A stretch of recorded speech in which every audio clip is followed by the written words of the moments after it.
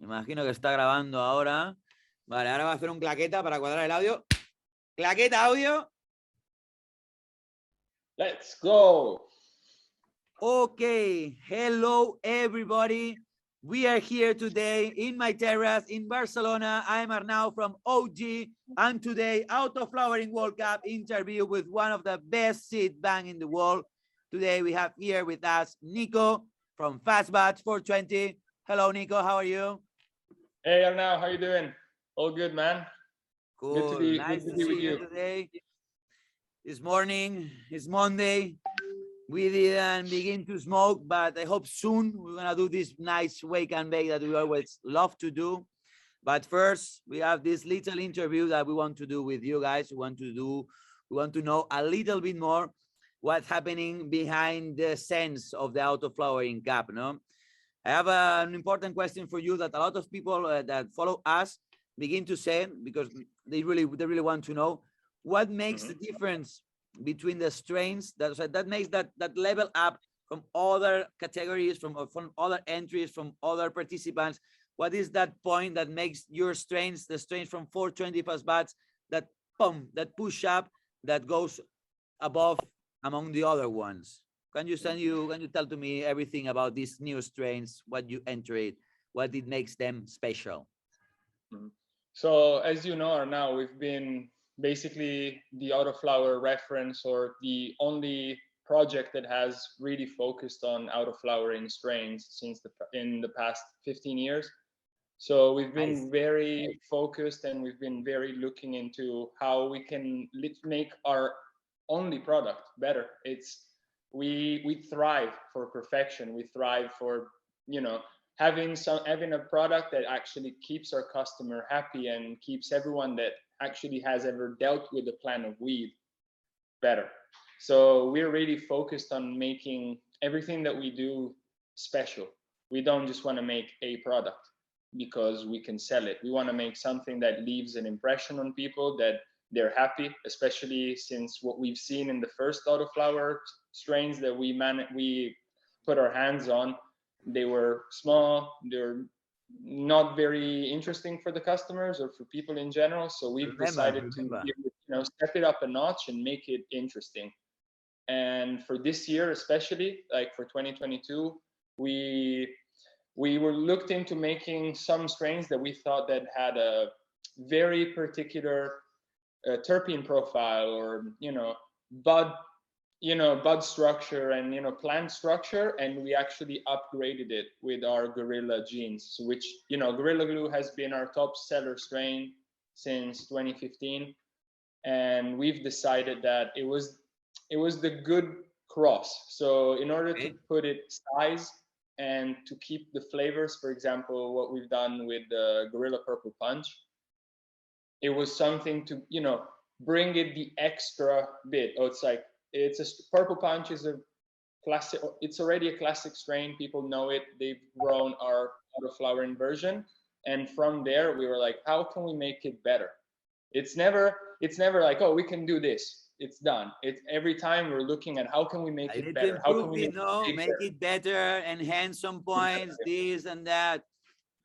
So this has been the idea for this year, is to make very like a superior category of autoflowers in general. It was to have size, have potency, have THC levels, have everything combined. It was not just looking for a specific strain, but to look for as much as possible perfection.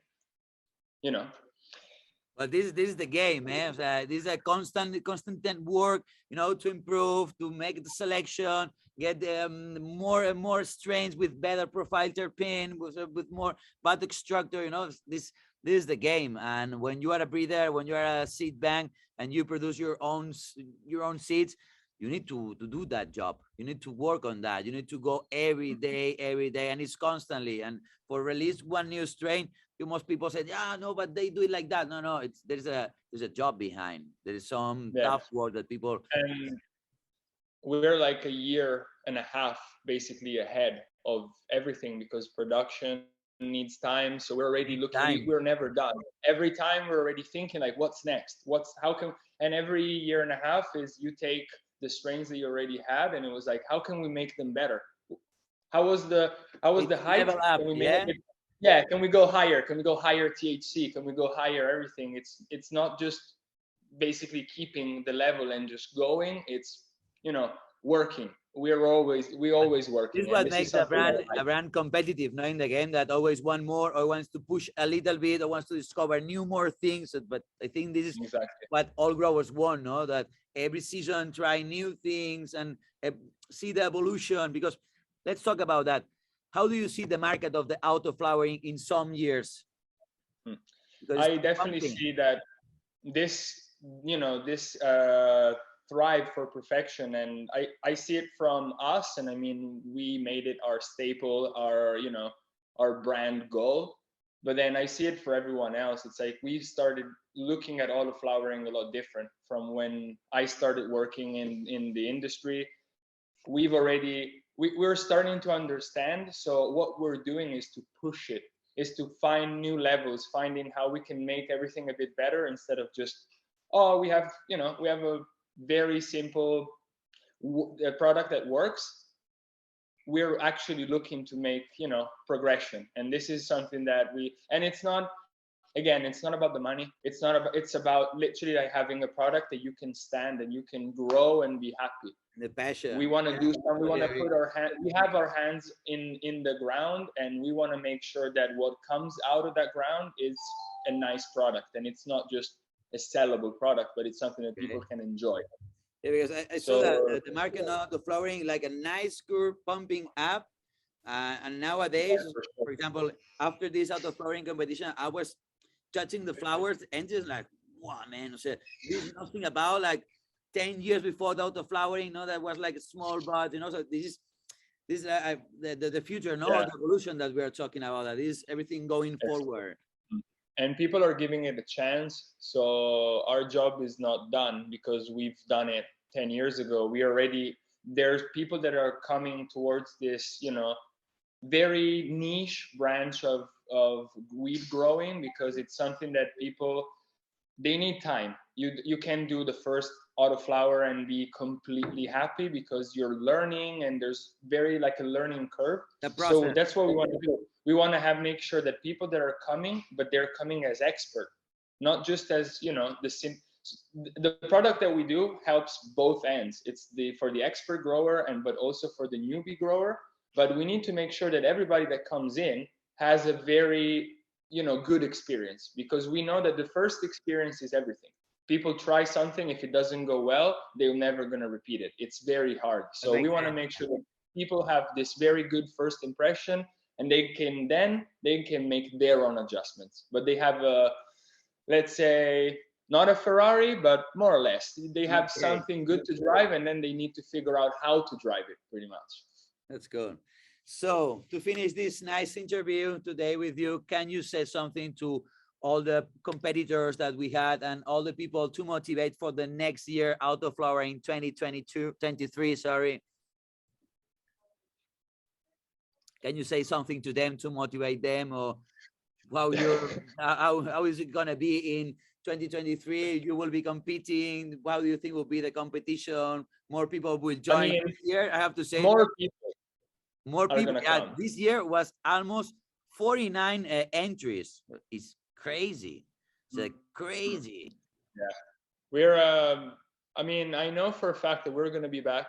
We're going to be pushing. We're going to be definitely gonna give new strains to people to, you know, to display their, you know, their growing abilities.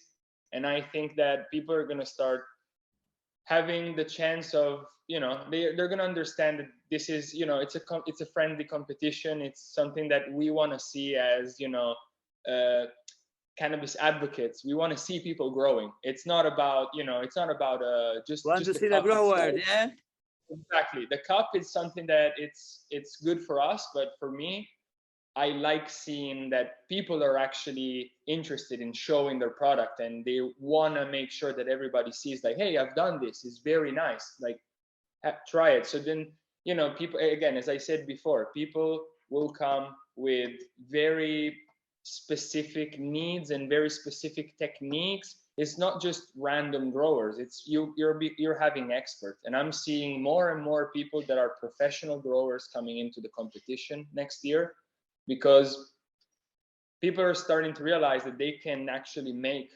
something very good out of this, and it's not just, as you said before, small buds, and it's something very different. And I'm sure that people are actually going to present flowers within the next few years that you won't be able to recognize from feminized or regular seeds. It won't matter anymore. We actually, so this is what you cannot recognize with the level of the autoflowering. You cannot see, okay, this autoflowering, this outer, you know, we arrived at one point that everything, the standards are high, and we want to keep it, you know, pushing up. Exactly. Okay. Thank you so much, Nico from Fast Bats, for staying with us today, and keep in touch for the next competition. I'm Arnau from OG Barcelona. See you all. Okay. Big hug, everybody, and get high. I'll see you very soon at the club. Cool. We'll have a nice smoke. Take care, man. Thank you very much. Welcome.